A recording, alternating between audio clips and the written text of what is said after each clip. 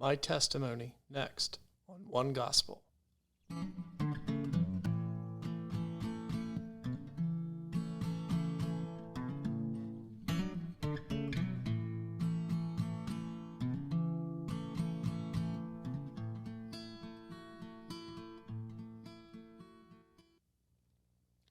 I was born into a mainline Protestant family.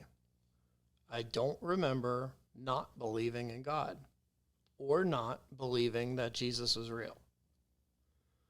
My first memory of thinking about Jesus was as a 4-year-old watching a movie about Jesus on television at home. I remember watching him carrying the cross up Calvary Hill. I broke down weeping, not understanding how such a horrible thing could happen. At that point, his suffering became real to me on an emotional level. Later, as an 8-year-old visiting an evangelical church, during a revival service, I heard an altar call. I don't remember what the evangelist said, but I do remember what I felt. I was deeply sorry for my sin, enough that I sat in the pew with tears going down my face. I wanted a relationship with Jesus. I went up to the altar when invited. I got down on my knees and I asked Jesus to go into my heart. Jesus' life became real to me, at least on an emotional level. But other than some stories in Sunday school and gospel readings and services, I had a limited understanding of who Jesus was. As a 13-year-old, the age when one knows everything, I remember thinking to myself, I really believe the Bible. I really believe that it's true. But that was a statement of faith. I didn't know why. But later, as a high school student, I remember listening to an eccentric TV evangelist on satellite television giving an Easter sermon. He gave a series of propositions and went on to systematically argue that the only plausible conclusion, if you accept those initial propositions as historical facts, is that Jesus rose from the dead, just like he said he would. And if you can know that the resurrection is true, you can trust the rest of it. As a kid interested in math and science, that was revolutionary to me. I could have a logical reason to believe what I felt was true. Jesus' resurrection became real to me on an intellectual level. That systematic approach inspired me to try to understand the whole record of Yeshua of Nazareth, what he did and what he said. That continues to this day, and I share some of what I find on YouTube. But as important as intellectual and emotional knowledge is, there is something else that doesn't fit into either of those categories. When I was 10, I should have died choking. I was by myself. I couldn't dislodge what was in my larynx, my windpipe, and I couldn't breathe. After struggling to no avail, I accepted death. I was in my bedroom, and I looked at myself in my dresser mirror. I stopped crying because I stopped fighting. I realized it was okay to die, and I felt a deep peace. In that moment, but without anything happening that I could perceive, what was choking me came up from my windpipe. It shot out of my mouth, and it hit the mirror in front of me. All of this happened without me moving. So it wasn't my time. And I wasn't alone. It wasn't a feeling. It wasn't a logical conclusion. It just was. Since then, on a few occasions, I felt God's hand in a real way. In periods of seeking, suffering, and doubt. As fulfilling as intellectual growth and emotional experiences are, it's actually those experiences that anchor my faith. I shared this when asked to talk about what the resurrection meant to me in 2021. Everything I said was true, but there's more. Details I wouldn't necessarily say in a sectarian church. So this is the part where I'm going to ramble, and I apologize. So I didn't say anything about baptism. Well, I was baptized once as an infant. I don't remember it. It was a Lutheran church, so I know what the exact words that would have been said. So I was baptized in the name of the Father and the Son and the Holy Spirit. And I have a certificate that is witness to the event. Later, when I was around 14, and I was at my mother's church at the time, which was a non-denominational charismatic church. They had a baptism service outside in a swimming pool, and I wanted to be baptized. No one told me I needed to be baptized, but I decided I wanted to be baptized by my own choice. I remember being baptized in the name of the Lord Jesus. I remember going down, and I remember coming up. I don't have any other specific experience to relay to that. And so those are the facts. Now, some people would say the first baptism was real. Some people would say it was not. Some people would say the second baptism was real. And some people would say, no, they did it the wrong way. Now, I'll tell you, when I went up to be baptized, no one told me what was going to be said in either of my baptisms, either the first one or the second one. I had no control over what was going to be said. In fact, there was no discussion of theology in the second baptism, and I doubt there was any discussion of theology in the first baptism. So that's part of my journey. Next thing, Pentecost. Well, so I went, the evangelical church that I was visiting, that I went to the altar call on, my parents ultimately went to that church regularly. So I became a regular participant in that church around age 9, something like that. And that lasted until 13. And I can tell you that that was a church that was quote unquote Pentecostal.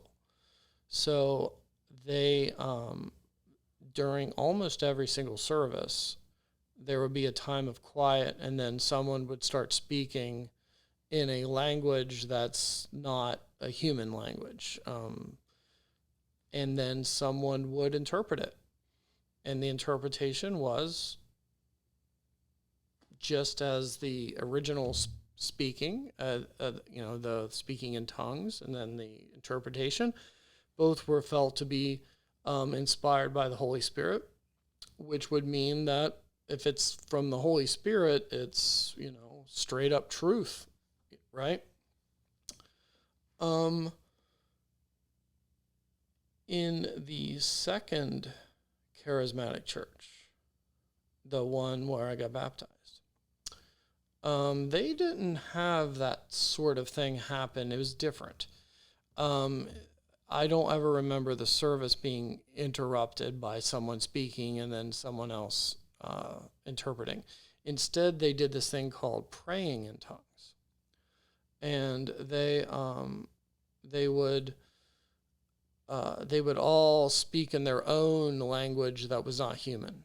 And I say it's not human because it doesn't sound like any human language that I have heard, or that I think a linguistic person would not say it's a human language. And they would do this kind of as a group, and they would start and stop, and it was partially worship, and but there was never any like interpretation. So it wasn't like there was an inspired message from the Holy Spirit for that day, at least not in that manifestation. So why do I share any of this with you? Well, because I'm talking about my journey, right? Well, when I was, 14, 13, somewhere in there, I don't remember if this was before or after my second baptism, but I do remember once the pastor saying, anyone wants to be baptized in the Holy Spirit, come on up. And I'm sure he said that many times, but one time Heath went up.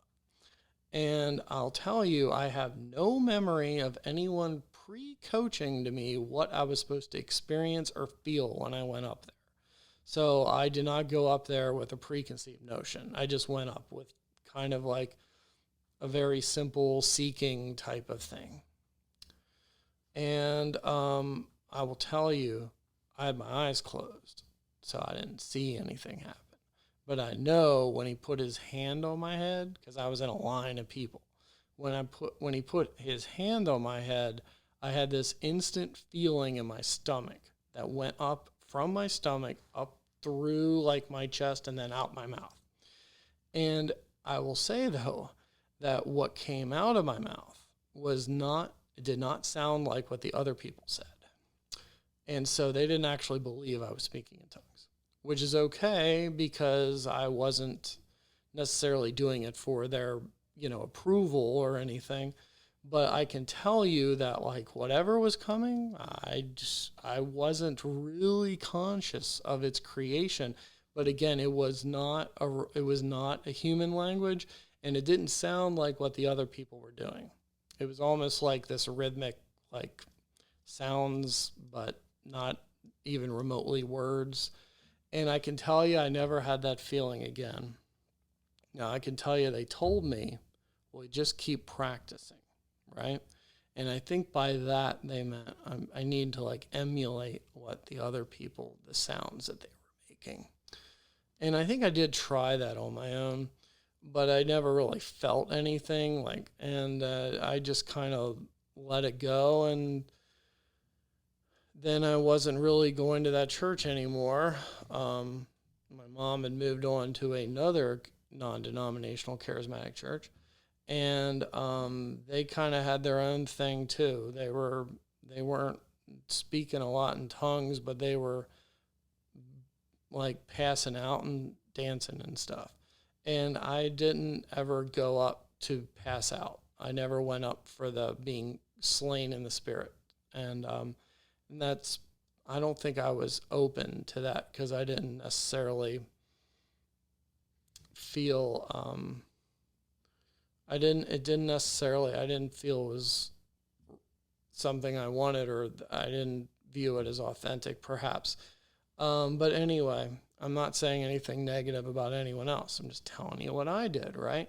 And I can tell you, I don't know anyone that chooses what church they go to as a kid. So this is just the experiences I had in multiple different churches of very different belief systems growing up. But as an adult, the only church I went to that had kind of at least a similar Pentecostal bent was I did briefly when I lived in Philadelphia. I went to a Calvary chapel. But most of the time, me as an adult, Heath, chose to go to Christian churches that wasn't part of their regular experience. But I was never against any of those experiences. I was always open to the possibility that some of it was real, but I also felt that a lot of it wasn't. However, I can tell you what I felt, and it wasn't coached. And even though I don't believe it was what happened to the apostles or early Christians in the book of Acts, I do believe that it was whatever it was a legitimate experience. Again, this is stuff you say in churches where, they don't believe that's true. So, other things, I'm just going to share things that I've experienced that you can take it or leave it. From the age of, I don't know, as a kid, I've always felt like when I was in a Christian service that when something, I don't know, there was a feeling I would get that I associated with the presence of the Holy Spirit in some way. And I don't even know how to explain that other than to say it's something that I felt and that I don't actually dismiss. There are, I said that, I alluded to like in times of seeking or suffering, I felt the hand of God. Well, I can say that there were two distinct experiences. One time when I was really physically exhausted from symptoms I was having for weeks, and I had in my bed, I had an overwhelming experience that I was okay. Not that I was physically like, oh, don't worry about it, Heath, you're fine, you're going to live forever, No, I didn't have that feeling. I just had a feeling that I went from suffering to feeling that this is all okay. And that, I felt it was a presence not speaking to me out loud. There was no vision, but I felt it. And then another time when I was, again, I was in bed. I don't remember anything particularly different around the time before or after, but I had this like series of just new ideas that I don't believe they're like revolutionary or new ideas, but new ideas about God, the universe, time, space, what the Bible really says, what it doesn't actually say. So someone might call that a download, but I wasn't like, a download. You're usually asking for something, or you're doing some sort of thing. I don't think I was doing anything. I don't remember anything, but I can tell you that it was an amazing experience, and I didn't want it to end, even though I knew it was going to end. Yet I didn't want it to end, and like things kept happening, or like new thoughts. And I don't think that came from me. I haven't shared all the things because I just haven't felt comfortable doing that. But I've had that experience. The other experience I'll say is there's a handful of experiences when I'm talking to someone else. It's still me talking. It was not an out-of-body experience where I'm just watching myself or I felt like something was taking over me. But I really felt like my conversation was being led because they needed to hear something from me. I was not saying, "Thus saith the Lord." I wasn't speaking as a prophet. Yet, I don't believe that it was just coming out of my head either. So, the last thing I'll say about this, including the experience of almost dying, in none of these experiences have I heard voices, seen anything, have I had what I would call a classic paranormal experience. And none of them have been what I would call sectarian. It's not like when I'm just sitting there and then I watch this thing shoot out of my mouth that I was choking on. I didn't, like see an angel or hear someone say, "Heath, this is God. I did that for you." Or to be more specific, like, "Heath, this is Jesus of Nazareth." I'm not, like, I believe that this was from the God of the Bible. This is from his son, Jesus, who is also God. I believe those things. But I cannot tell you that I had an experience of direct revelation from those entities. I don't know if entity is the right word, but that's a word. So, what is my testimony? Well, to me, my testimony isn't that I had some experience where, I was going down the wrong path and then my life got changed. That's not my testimony. My testimony is that I've had a series of events over my life which have led me to believe that God is real, that Jesus is real, that he's alive, and that he said what he said. Like, that what he said, as recorded in the Bible, is accurate, and that it's relevant today. That's my testimony.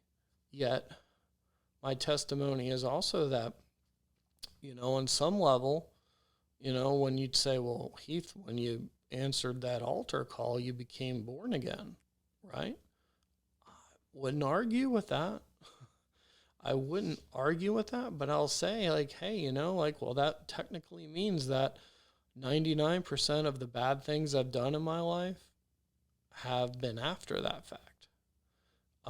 And so it's not like I had a drastic repentance moment where I went from the bad to the good.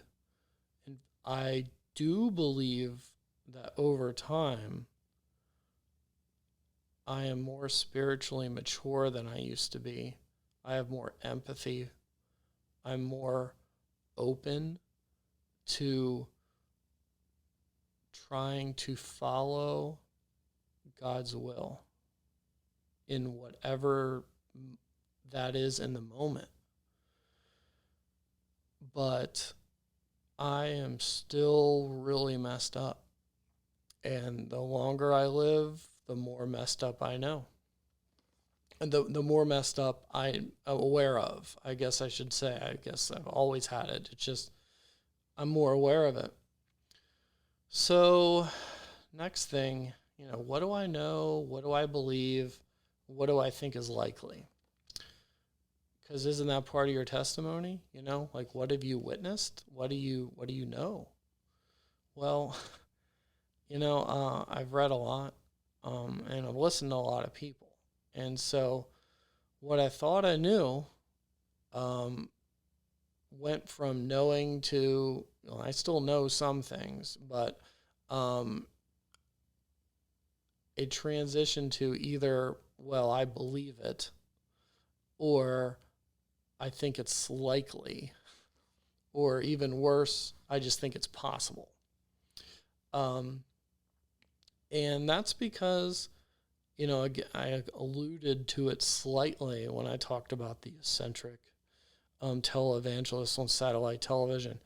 I have listened now or read throughout history to modern times. I've read people both in sort of central Orthodox Christianity, marginal Christianity, probably right outside of the edges of Christianity, or not even close to Christianity. And then, of course, other religions and other philosophies. And I have read enough over time, and I think for myself enough that I have a much broader view of what is possible. And, that troubles a lot of people. And so I don't necessarily talk about it. I would if someone wanted to talk to me about it, right? I don't hide anything, actually. It's just, when you're in a group, you respect the traditions of the group you're in. Now, I don't want to sound like, oh man, you're just like pretending. No. That I'm not pretending. But at the same time, I don't really fit into clean categories anymore either. That's just who I am.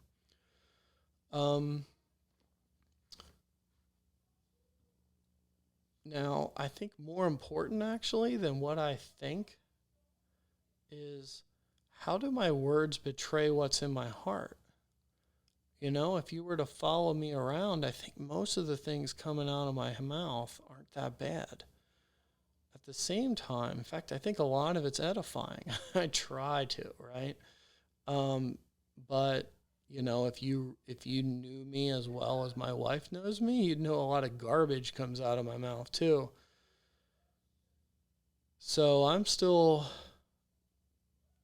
praying for a clean heart. And then finally, what do my actions say about my true beliefs? That, again, it's like, what do you think? But what really do you believe? Because what you do, or at least this is what Christianity teaches, just as Christianity teaches that out of the abundance of the heart, the mouth speaks. It also says that, faith without action is dead. And that, so what you really believe will be reflected by what you're doing. And I, again, I'm praying for a clean heart. So I'll circle back at the end of this testimony. I really believe in this guy. I mean, this is one of the oldest pictures we have him. We don't know what he looks like, but it's a nice picture. I do believe it. And instead of just sitting, though, and telling you my opinions on this channel, I really just try to tell you what I know. And what I know is what's written, not just the Bible itself, or the different translations and different manuscripts that reflect the differences in what we believe it says, but also the other primary sources, the people who are closest to the source, both within and outside Christianity. Because that's as close, and then archaeological evidence, because that's as close to truth as I can give you. And so that's what I share. I don't mind sharing what I believe, but the purpose of the channel is to just honestly give it to you what it is and not hide it and not try to cover it up with theology to try to make it say something it doesn't say. Because I think that matters. And so, to me, my testimony isn't about me anyway. However, I know that